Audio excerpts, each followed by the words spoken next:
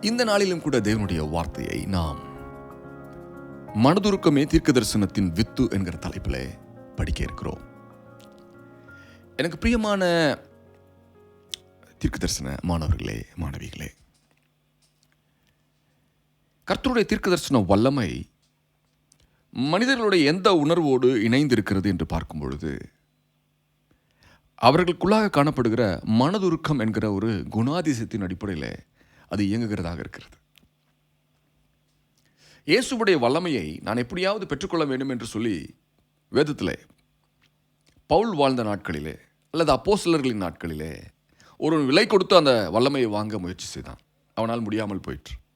அப்படியெனில் யாருக்கு கர்த்தருடைய வல்லமையை வெளிப்படுத்தக்கூடிய வரம் அதிகமாக காணப்படும் என்ற ஒரு கேள்விக்கான பதிலை வேதத்திலிருந்து சில வசனங்களின் அடிப்படையில் நாம் கற்றுக்கொள்ளப் போகிறோம். தொடர்ந்து என்னோடு இணைந்திருங்கள். இது தீர்க்கதரிசிகளுக்கு உண்டான ஒரு பாடசாலை. ஆமென்.